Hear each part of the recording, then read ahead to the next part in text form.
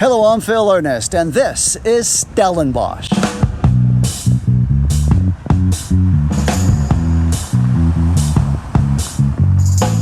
In today's video, I will fly into Cape Town, South Africa, and then I will drive 52 kilometers east to the beautiful town of Stellenbosch.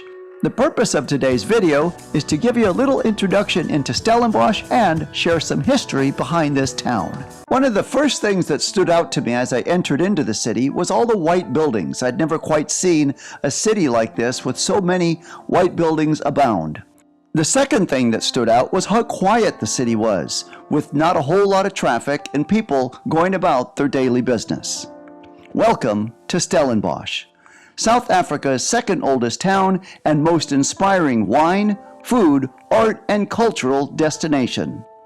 The scenic Stellenbosch wine route is the oldest and the country's one of the most popular destination for local and international visitors alike. If you're enjoying this video and finding it informative, please give it a thumbs up. And if you would like to receive more of this informative content, please subscribe to the channel. I post a new video every week. While people do come to this town to hike the local nearby mountain and check out the art galleries, make no mistake about it, it's the wine that takes center stage, with more than 100 wine cellars, most open to the public, surround this South African town, and tasting tours operated daily. Winter brings a 4-day festival celebrating local vintages. Expect friendly locals, a host of lively events, and natural scenery to rival even the finest grapes. Stellenbosch is a safe, nice walking town, and you never know what kind of sculpture or artwork you may happen to see along the course of your walk of the town. This is an iconic church here in Stellenbosch. This Rhenish Mission Church, this side you're looking at, was completed in 1823. It's an L-shaped church because they added on to the other side of this side right here. This was completed in 1840. After completing both sides of the church, they then added this bell tower that you're looking at right there, completed that in 1920. So this church has gone over 3 renovations in its lifetime. It is a Cape Dutch architecture style, and when you walk inside this church, you get the feel like you were back in the early 1820s. As you see, the walls are just plain white, nothing spectacular standing out. The benches are just traditionally old benches, and this is what the altar looks like up front, where the pastor then preaches to the people in attendance. And this is the old original side of the church. See how that looks plain? And then there's a nice big fancy organ up top. So that's the only thing that you would see from this church that looks modern, is that nice big organ. Just a few feet away from the church, you'll find the Powder House. The Powder House is a museum that displays objects from the town's military history, including guns and cannons.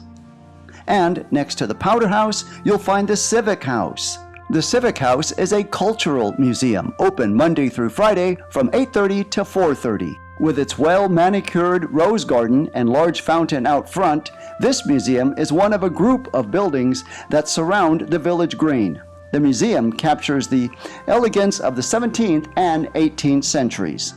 Now that you've seen the old historic part of Stellenbosch, let's take a little more in-depth look at the city itself, particularly the roads.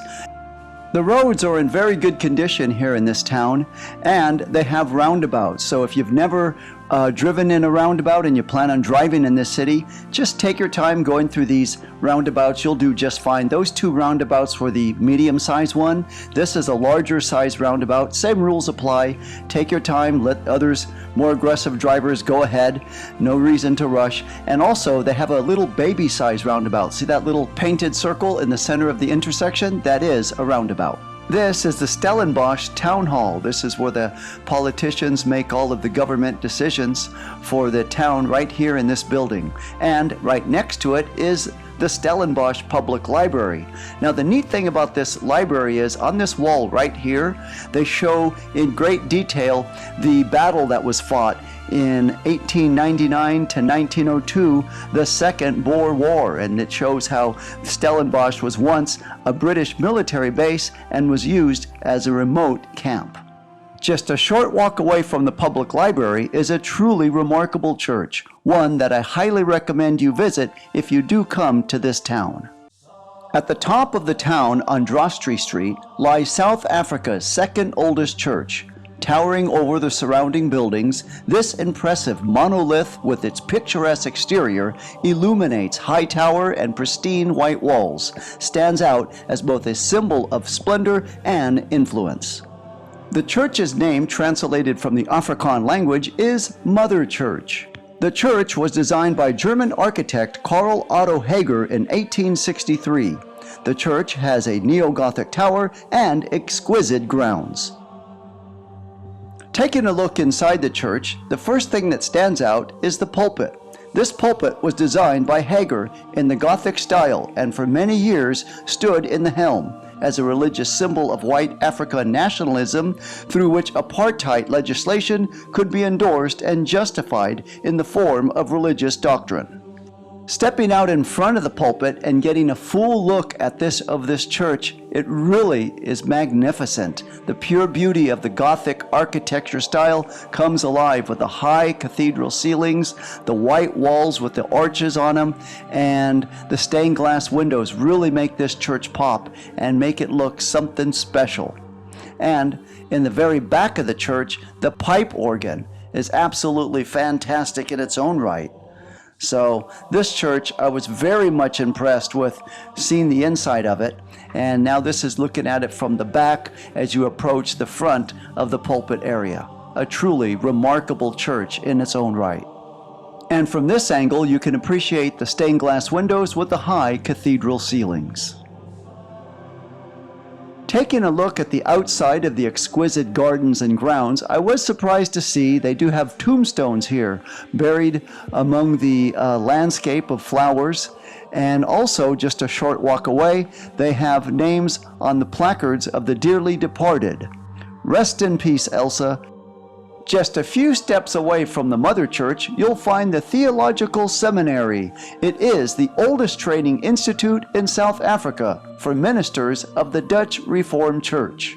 If you would like to see my other videos on Africa, please click on the link now.